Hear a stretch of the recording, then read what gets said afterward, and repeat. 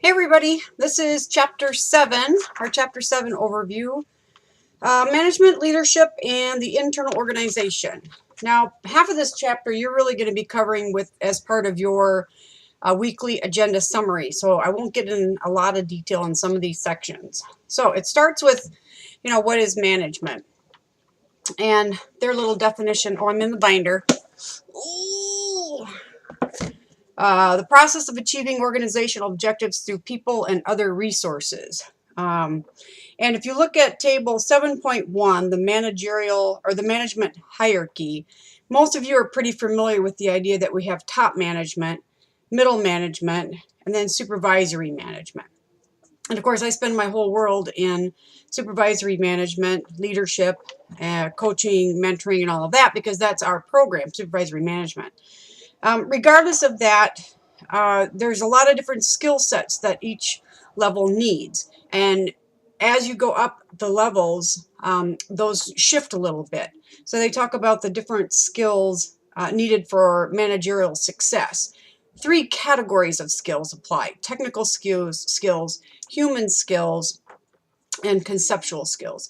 Now, the technical skills are pretty simple, right? Those of us that are out there doing the work, right? Frontline employees, they generally have a huge amount of technical skill. I mean, to the point where we don't want our bosses to ever step in and try to do what we do because it would be catastrophic, right? Because they don't know what they're doing. Then the human skills, right? Oh my gosh, it's that phrase that drives me crazy. I'm a people person.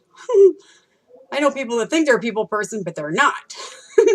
But there really should be the term that really should be used is interpersonal skills, and that is a whole art in itself. And when we talk about leadership, we get into a lot of things where leadership development is concerned with developing those personal or interpersonal skills, and then how we deal with other people that we work with, whether it's above us, with us, or below us.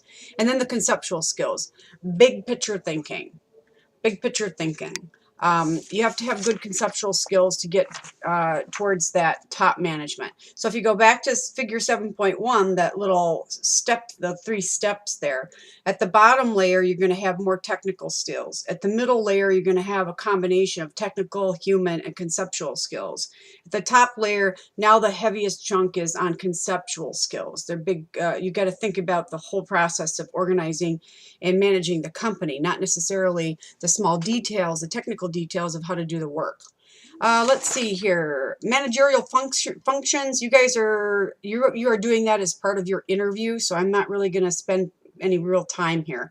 But this book talks about these 4. There are different managerial functions that are addressed a little bit differently in different textbooks. This one talks about planning, organizing, directing, and controlling. You guys are going to tear that apart in your assignment, so I'm not going to go there.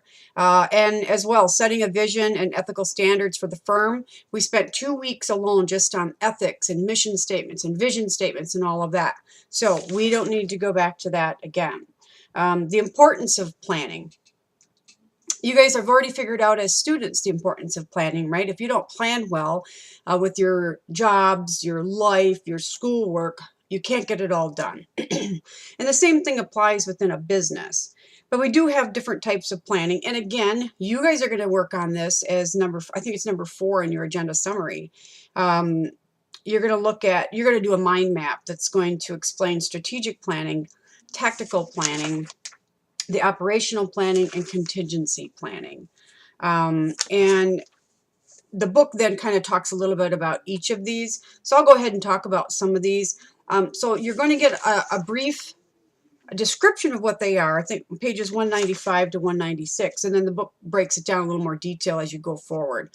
If you look at table 7.1 in our textbook, planning at different management levels, again, just like those technical, human, and conceptual skills at those different levels, planning applies to the same way. So if you look at this, it has the blue box, blue heading on the box. So top management is concerned with the strategic planning. You know, this is setting the organizational objectives, and then what are the strategies we need to use to try to fulfill those objectives, and then what's the follow-up on that. The tactical planning, middle management. We want to know how we're going to get all that done, right? We're the ones that actually start doing the work. Supervisory management, that's operational type planning. That's actually getting out there on the floor and putting those widgets together or whatever it is that you're making to create the product. And then contingency planning.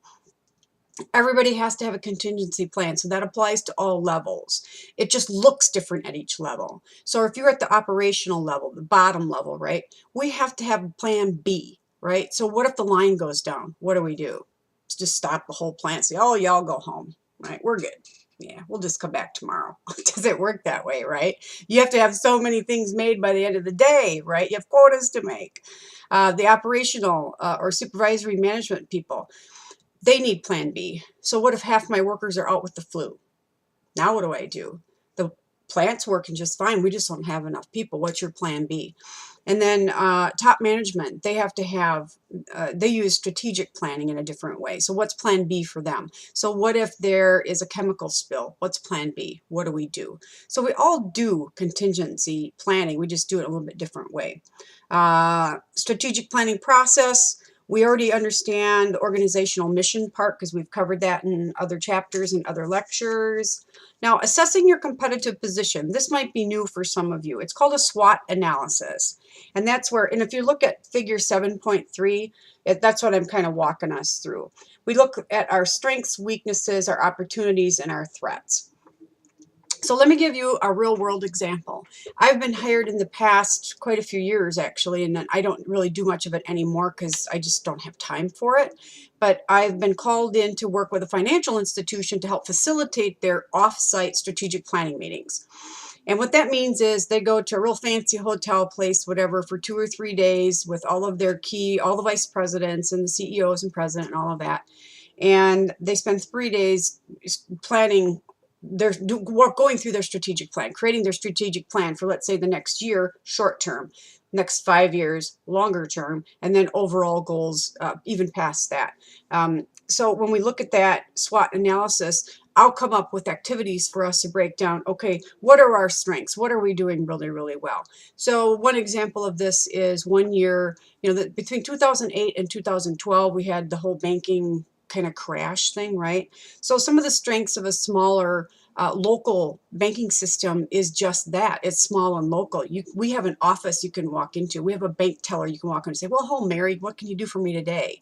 Right? Versus Wells Fargo or these other companies who were crashing because they had made bad loans, and a lot of them within the housing industry, for example. So our strength was just the fact that we know everybody's name, right? Kind of like that bar. What was that? Cheers. Everybody knows your name at Cheers, right? Well, I'm old, so you'll have to look it up. Google it. Oh, there's probably a YouTube out there. So weaknesses. So then what are our weaknesses? So again, a weakness for the small bank might be the fact that they don't carry as many fiscal assets. So they maybe can't deal with larger amounts of money, let's say, or bigger deals, or international markets perhaps. And then what are our opportunities, and then what are the threats? So what do we have going on for us? So when we look at those strengths and weaknesses, what's an opportunity as far as that goes? So it might be, they give you a list here, new technologies, new markets. One of the opportunities at that time that we talked about in that particular meeting that I was facilitating was the fact that they could reach out to people and use smaller, sell or use smaller tools to capture new, well, everybody used the terms differently. You see co-ops say members, banks say clients, or customers. This would have been a customer. I have to think about which organization I'm thinking out in my head. So we can reach out to these people that have struggled with or having problems with these bigger banks and offer them, right, the opportunity to work with someone one-on-one. It was a great selling point.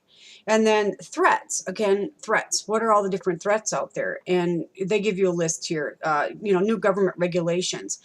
That's huge for smaller banks. It really is. And then as new laws got tighter as a result of all these crashes and people doing illegal activities, it makes it even more difficult for the smaller bank.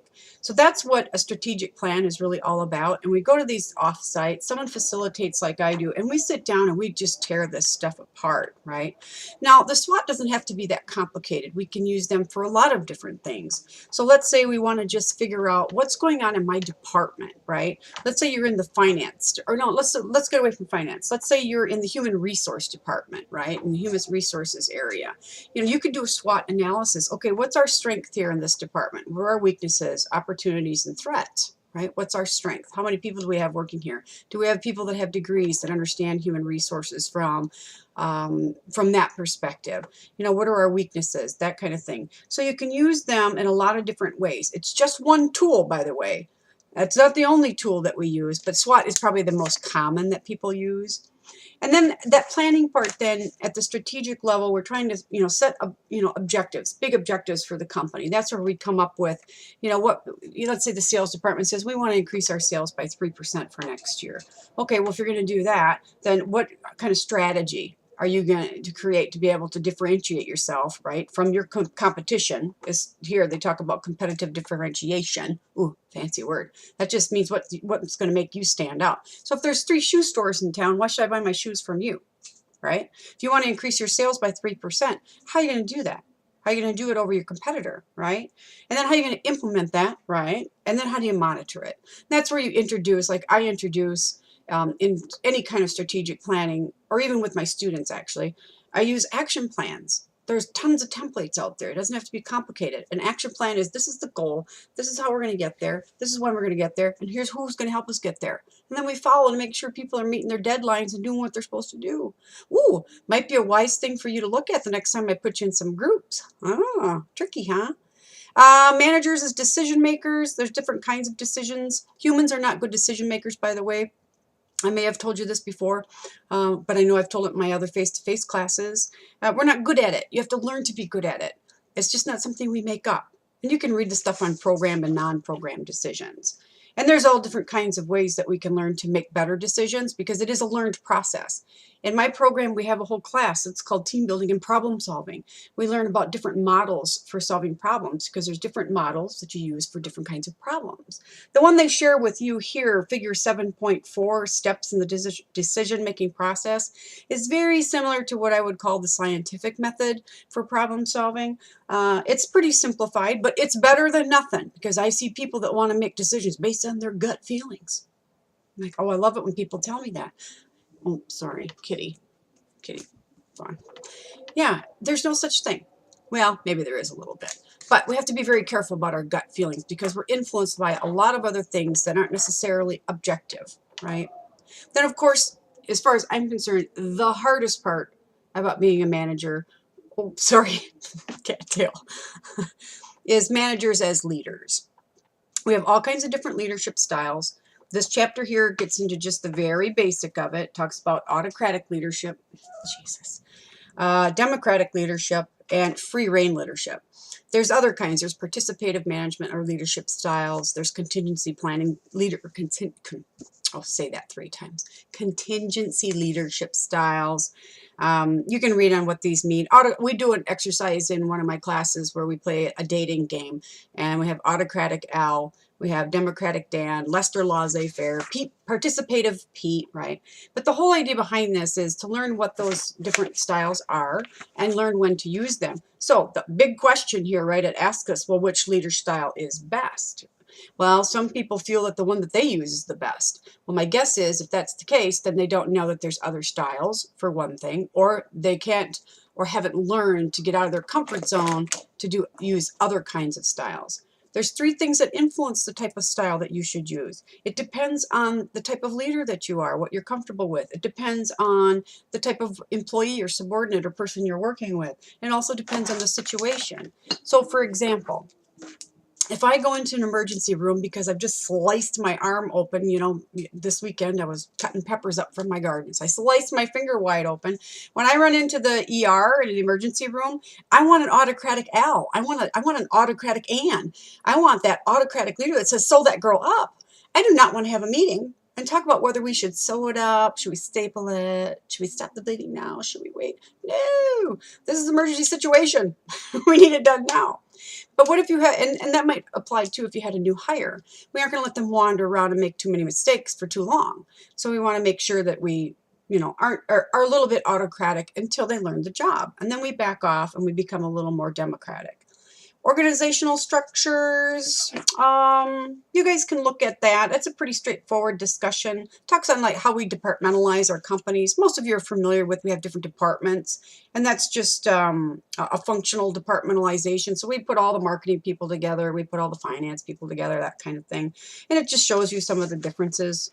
And then they also give you examples and different organizational charts to kind of help illustrate that. Delegating work assignments. They get into the span of management. That's the span of control, by the way. That's how many people are under you. And let's say, for example, if you have 15 people that you manage, that span of control is way different than if you had 50 people under you. Just think how hard it would be to have 50 versus 15. Whether your company is centralized or decentralized. Centralized is that top down, like the military, command and control. Decentralized is get a little flatter. Think IT. Think like Google, Apple, companies like that. Types of structures. Line and staff is probably the most familiar. Line organizations is probably the oldest. Again, that's that sort of chain of command and control, top down.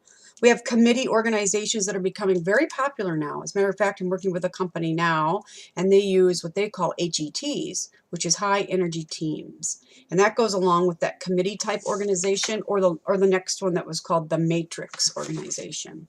And that's really about it for this chapter. It just gives us a very broad idea of how we manage or lead, the whole organization internally. So with that said, until next time, y'all have a good day.